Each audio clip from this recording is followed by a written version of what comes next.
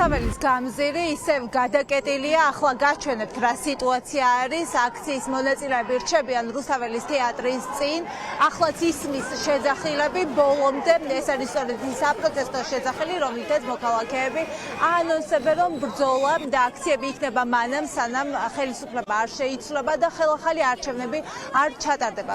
საპარლამენტო სესიის პირველი დღე და პარლამენტის წინ მიმდინარე აქცია დღეს იყო საკმაოდ საინტერესო იმ კუთხით, რომ დაემთხვა მასშტაბური დაკავებები სწორედ სესიის პირველ დღეს იმ დღეს, როდესაც მოქალაქეების თქმით ქართულმა ოცნებამ საქართველოს კიდევ ერთხელ დაადანაშაულა ახლა უკვე დოკუმენტებით, რომ მან დაიწყო ომი და აგვისტოს ომში ბრალეული არის საქართველო.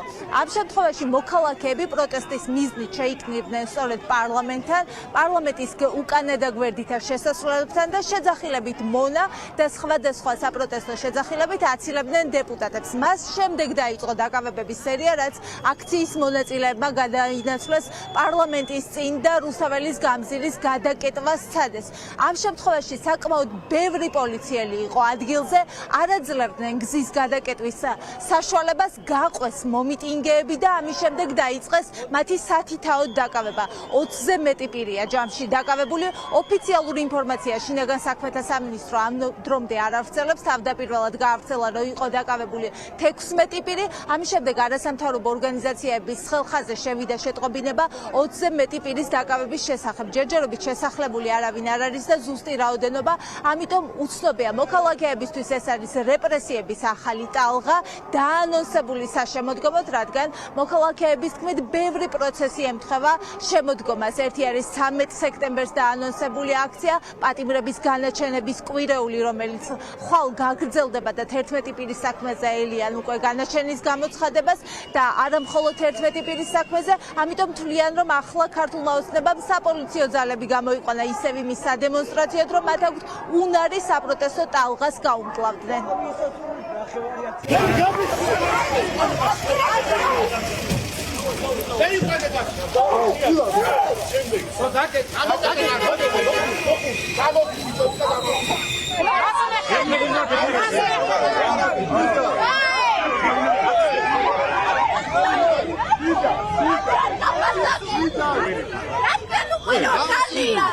სინამდვილეში დღეს მთელი დღეა პოლიციას უწევს სირბილი ქუჩაზე, იმიტომ რომ ადამიანები არ ჩერდებიან.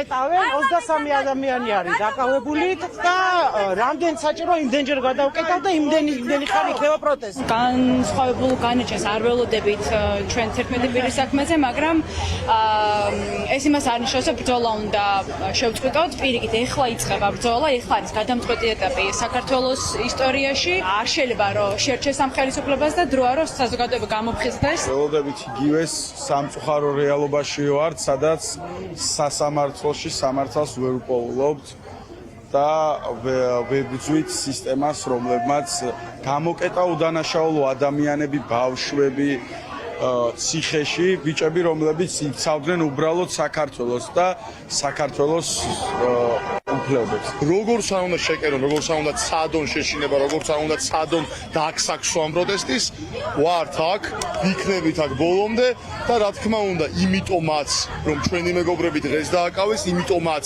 რომ 60-მდე სინდის პატიმარია და დღეს და ხვალ ემუქრება, დღეს მიუსაჯეს ბიჭებს, ხვალ ემუქრება ბიჭებს მისჯა და ის არის ბოლომდე ვიქნებით ამაში. გუშინ რომ ქართულმა ოცნებამ წარადგინა საკრებულოს სია, სწორედ იმ დეპუტატის შვილი დააკავეს დღეს. აქედან გამომდინარე ის განსხვავებული აზრი, რომელსაც ისინი რეალურად ამ ყველაფერს ეძახიან, ჩვენს ქმედებას აუცილებლად გაიმარჯვოს, იმიტომ რომ არსებითი მნიშვნელობა არ აქვს, ვინ ვისი შვილია და ვის რა უნდა რომ გააკეთოს. თავარი არის ერთი, ის ფაქტი, რომ ჩვენ გვინდა დამოუკიდებელ სასამართლოს და დამოუკიდებელ ქვეყანაში ცხოვრება.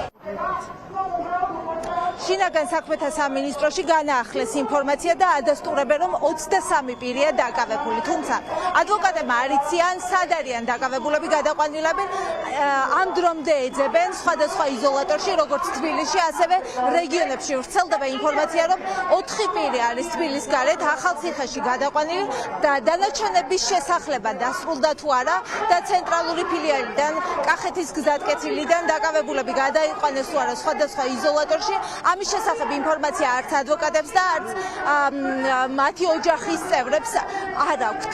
ახლა უკვე გეტყვით, რომ დაიწყო მსვლელობა, გაგრძელდა რუსაველის გამზირიდან მოქალაქეები სანაპიროსკენ მიემართებიან.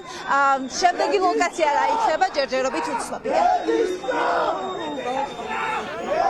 ამ ეტაპზე ცხელხაზზე 20-მდე პირის დაკავების შესახებ შემოვიდა ინფორმაცია. ტრადიციულად შინაგან საქმეთა სამინისტრო იზოლატორში შესახლებამდე სამწუხაროდ არ გვაწვდის მონაცემებს, ვინ სად არის გადაყვანილი. შესაბამისად, ამ ეტაპზე ადვოკატები ვერ ვერთვებით პროცესში, თუმცა ამ ადამიანებს ადვოკატის ყოლის უფლება აქვთ პირველივე წამიდან, მაგრამ ეს რაღაც ტრადიციად ჩამოაყალიბა შინაგან საქმეთა სამინისტრომ. ველოდებით როდის მოგვაწვდიან და როდის გავიგებთ ინფორმაციას, ვინ სად არის გადაყვანილი, რომ შევძლოთ, მოვინახულოთ და როგორმე ვცადოთ მათი ინტერესების დაცვა. სამწუხაროდ ის პრეცედენტი, რომ ყველანაირი საფუძვლის გარეშე აკავებენ საქართველოს მოქალაქეებს და შემდგომ არ გვაძლევენ ადვოკატებს უფლებას სათანადოდ პირველივე წუთიდან დავიცვათ ამ ადამიანის უფლებები, ისევ ჩვეულებრივ გრძელდება. ახლა არის ასეთი სიტუაცია, რუსაველის გამზირიდან მოქალაქეები მიდიან მსვლელობით იუსტიციის სამინისტროსკენ, აქციამ გადაინაცვლა სანაპიროსთან და აქ გრძელდება საპროტესტო აქცია. შემდეგი რა ლოკაცია იქნება, ჯერჯერობით აქციის მონაწილეები არც ჟურნალისტებს არ უმხელენ.